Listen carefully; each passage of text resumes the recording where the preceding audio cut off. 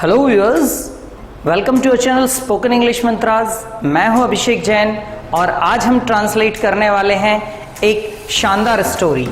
ये हमारे translation series का थर्ड ट्रांसलेशन है और इस स्टोरी में हम गांधी जी के 3 प्रसिद्ध बंदरों के बारे में जानेंगे कि उनका क्या मैसेज है और साथ ही साथ हम अपनी इंग्लिश को भी इम्प्रूव करेंगे।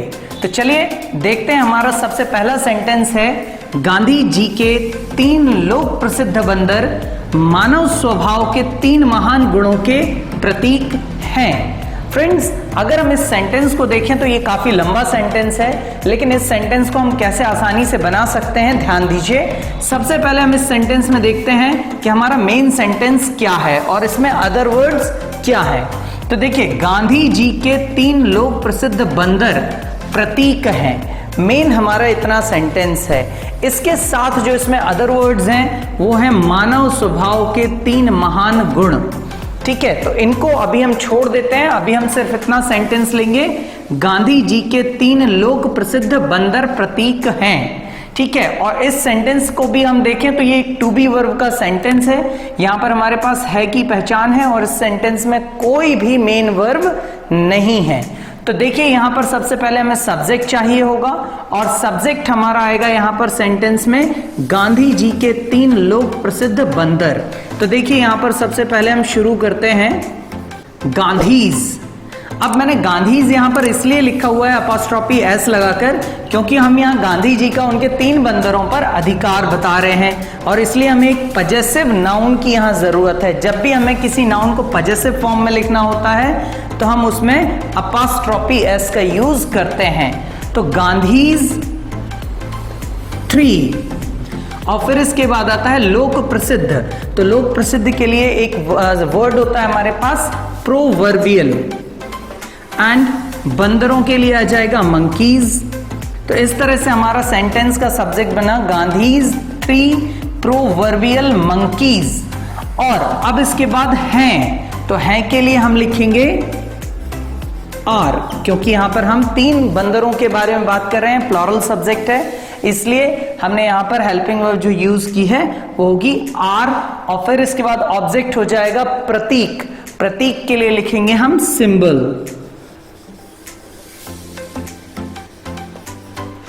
तो ये हो गया हमारा sentence, Gandhi's 3 proverbial monkeys are symbol.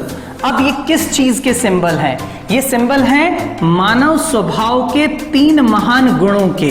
तो सिंबल ऑफ 3 ग्रेट क्वालिटीज, मानव स्वभाव के 3 महान गुणों के। तो यहां पर देखिए हो गया सिंबल ऑफ 3 ग्रेट क्वालिटीज, मानव स्वभाव के, ऑफ ह्यूमन नेचर।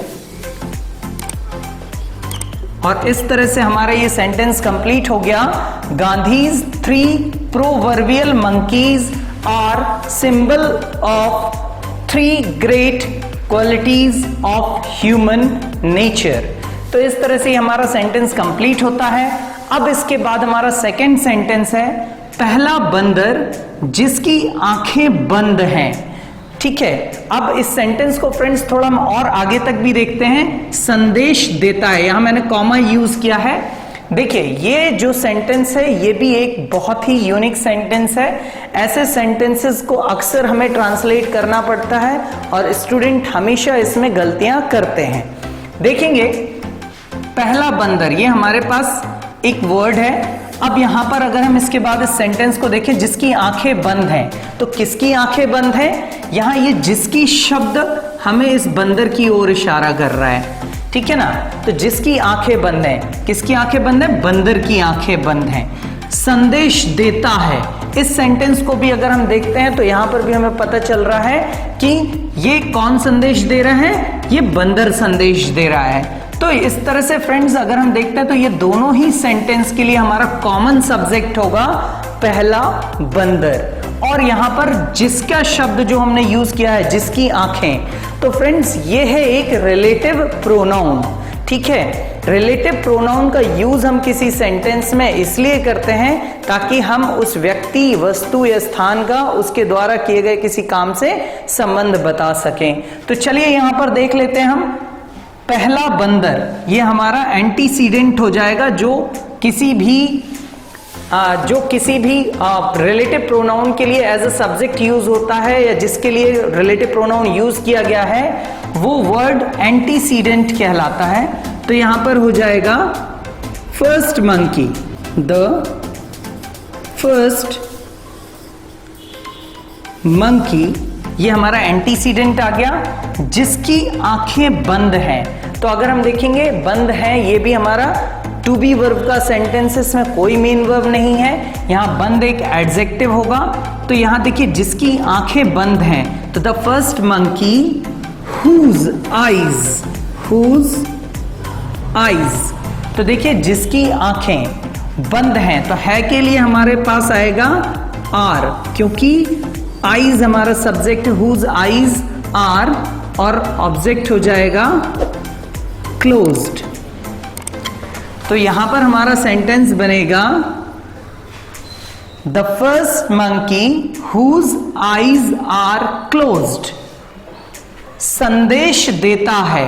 तो देखिए इस सेंटेंस में भी हमें सब्जेक्ट की जरूरत नहीं पड़ेगी क्योंकि ये जो whose रिलेटिव प्रोनाउन है यही हमारा सेकंड सेंटेंस के लिए भी सब्जेक्ट का काम करेगा। और हम यहां पर सीधा सीधा ये सेंटेंस देखेंगे कि देता है, तो ये हमारा प्रेजेंट इंडेफिनिट का सेंटेंस है, इसलिए इसको हम प्रेजेंट इंडेफिनिट से ही ट्रांसलेट करेंगे। और चूंकि फर्स्ट मंकी, मंकी यहां पर एक सिंगुलर सब्जेक्ट है, इसलिए हम वर्ब को सिंगुलर बना लेंगे और वर्ब को सिंगुलर बनाने के लिए हम उसमें एस ऐड कर देंगे।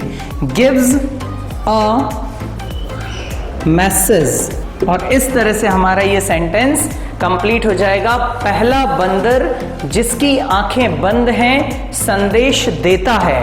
तो the first monkey whose eyes are closed gives a message। फिर इसके बाद देखिए की, यहां एक कंजक्शन है की जिसके लिए हम यूज करते हैं दैट। हमें बुराई को नहीं देखना चाहिए, हमें बुराई को नहीं देखना चाहिए। अगर हम इस सेंटेंस को देखें तो ये चाहिए पर खत्म हो रहा है और चाहिए के लिए हम शुड का यूज करते हैं। शुड एक मॉडल ऑक्सिलरी वर्ब है। तो देखिए यहां पर हो जाएगा सब्जेक्ट होगा हमारा we should, and negative sentence इसलिए नॉट का यूज होगा। वी शुड नॉट सी, देखने के लिए हमारा वर्ब का फर्स्ट फॉर्म आएगा, और evil, we should not see evil, और हमारा सेंटेंस हो जाएगा हमें बुराई को नहीं देखना चाहिए, that we should not see evil. तो इस तरह से हमारा ये सेंटेंस कंप्लीट होता है। अब देखिए फिर हमारे पास आता है दूसरा बंदर जिसका मुंह बंद है संदेश देता है। फ्रेंड्स जैसे अभी हमने इसके ऊपर वाला सेंटेंस बनाया था, पहला बंदर जिसकी आंखें बंद हैं संदेश देता है, उसी तरह से यह सेंटेंस भी हमारा रिपीट होगा। दूसरा बंदर जिसका मुंह बंद है संदेश देता है। यहां पर भी हमने जिसका मुंह, ये अगर हम जिसका मुंह किसके मुंह की बात कर रहे हैं, दूसरे बंदर के मुंह की बात कर रहे हैं। तो यहां पर जो दूसरा बंदर है ये जिसका शब्द के लिए एक एंटीसीडेंट का काम करेगा, ठीक है। और यही बंदर के हम सब्जेक्ट मानते हुए इन दोनों सेंटेंसेस को ट्रांसलेट करेंगे। तो देखिए दूसरा बंदर, the second monkey, the second monkey जिसका मुंह बंद है। तो यहां देखिए हमने किया था whose eyes are closed, क्योंकि ये पहले बंदर की बात थी। अब यहां पर है जिसका मुंह बंद है, तो यहां पर हो जाएगा whose mouth is closed, ठीक है। तो whose mouth is closed, the second monkey whose mouth is closed। यहां whose शब्द हमने सेकेंड मंकी के लिए यूज किया है।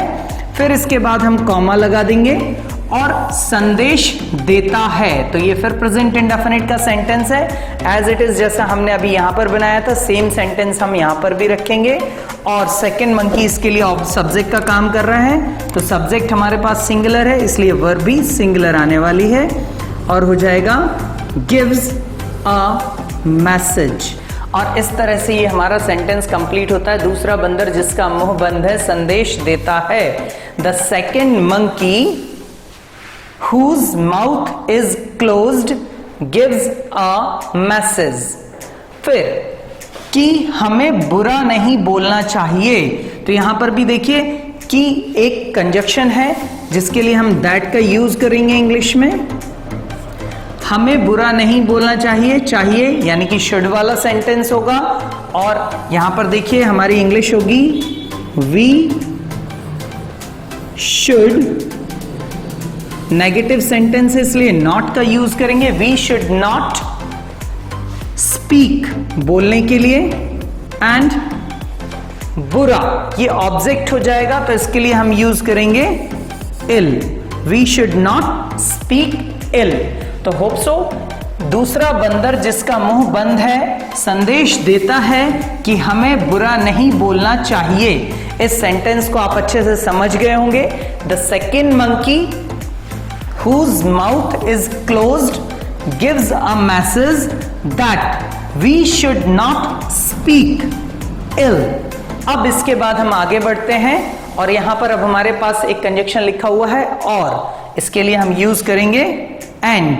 तीसरा बंदर जिसके कान बंद है संदेश देता है।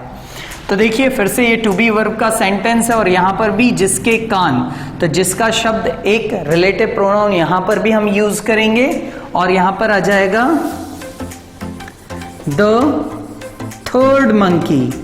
द थर्ड मंकी तीसरा बंदर जिसके कान बंद हैं, टू बी वर्ब का सेंटेंस है और इसमें हमने एक रिलेटिव प्रोनाउन यूज करना है whose ears are closed।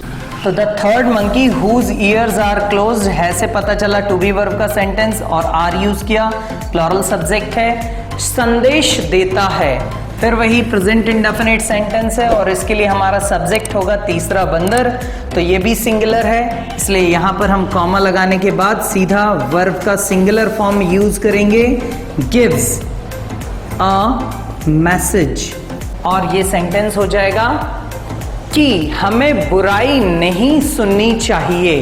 तो यहां पर देखिए हमारे पास फिर से की एक कंजक्शन आ जाता है जिसके लिए हमें यूज करना है दैट। हमें बुराई नहीं सुननी चाहिए, अगेन चाहिए मतलब शुड का यूज करेंगे। We should not listen to evil. और इस तरह से हमारा ये थर्ड सेंटेंस में यानी जो तीसरे बंदर वाला सेंटेंस है ये भी हमारा कंप्लीट होता है। और तीसरा बंदर जिसके कान बंद हैं संदेश देता है कि हमें बुराई नहीं सुननी चाहिए। तो यहां पर देखिए ये आ गया हमारा the third monkey whose ears are closed gives a message that we should not listen to evil। फिर इसके बाद हम आते हैं इस तरह के लिए हमारी इंग्लिश हो जाएगी इन दिस वे। अब इस लाइन से हमें पता चलता है कि इन तीनों बंदरों का जिसकी आंखें बंद है, जिसका मुंह बंद है, जिसके कान बंद हैं, वो हमारे जीवन में कैसे प्रासंगिक हैं, कैसे रिलेवेंट होते हैं। देखिए व्यक्तिगत, पारिवारिक व सामाजिक तनाव को खत्म किया जा सकता है। मतलब अगर हम ना बुरा सुने, ना बुरा देखें और ना बुरा बोलें तो हमारे जीवन में जो तनाव होता है उसको हम आसानी से खत्म कर सकते हैं। तो यही आज की हमारी इस स्टोरी का मैसेज भी है। तो देखिए अब इस सेंटेंस के लिए बात कर लेते हैं सकता है से पता चलता है कि यहां पर हमें कैन ऑक्सिलरी वर्ब का यूज करना है। लेकिन यहां पर तनाव को खत्म करने वाले व्यक्ति के बारे में कोई इंफॉर्मेशन नहीं दी गई है। यहां पर दिया गया है व्यक्तिगत, पारिवारिक व सामाजिक तनाव को खत्म किया जा सकता है। कौन करेगा? इंसान करेगा। तो यहां पर करने वाले का कोई भी नाम नहीं दिया गया है। मतलब ये सेंटेंस ऑब्जेक्ट ओरिएंटेड सेंटेंस है, यहां ऑब्जेक्ट को वैल्यू दी गई है और इसलिए ये सेंटेंस हमारा पैसिव वॉइस में ट्रांसलेट होगा। यहां पर हमारा ऑब्जेक्ट बनेगा व्यक्तिगत, पारिवारिक व सामाजिक तनाव। तो चलिए इस सेंटेंस को भी ट्रांसलेट करते हैं। व्यक्तिगत के लिए हमारे पास आएगा पर्सनल, कॉमा पारिवारिक फैमिली, फैमिली एंड व या और एंड सामाजिक, सामाजिक के लिए हम लिखेंगे सोशल, तनाव टेंशन। तो यहां पर हो गया in this way personal, family and social tension. यहां पर देखिए personal, family and social tension, ये हो गया हमारा ऑब्जेक्ट को खत्म किया जा सकता है। अब अगर हमें कैन का पैसिव वॉइस बनाना है तो हम कैन में के साथ साथ बी और मेन वर्ब का थर्ड फॉर्म यूज करेंगे। तो टेंशन कैन बी, और खत्म करने के लिए हमारे पास वर्ड आता है इरेडिकेट। तो यहां पर हम इरेडिकेट का थर्ड फॉर्म यूज करेंगे, इरेडिकेटेड। और इस तरह से हमारा ये सेंटेंस कंप्लीट हो जाएगा। इस तरह व्यक्तिगत, पारिवारिक व सामाजिक तनाव को खत्म किया जा सकता है। In this way personal, family and social tension can be eradicated. So friends, hope so कि आपको ये सारा का सारा फॉर्मेशन पसंद आया होगा। अगर आपको हमारा ये फॉर्मेशन पसंद आया है तो आप हमारे इस वीडियो को लाइक करना और शेयर करना ना भूलें, और हमारे चैनल को सब्सक्राइब जरूर करें। अगर आप पहली बार हमारे चैनल पर आए हैं तो हमारे चैनल को सब्सक्राइब करना ना भूलें। Thank you very much.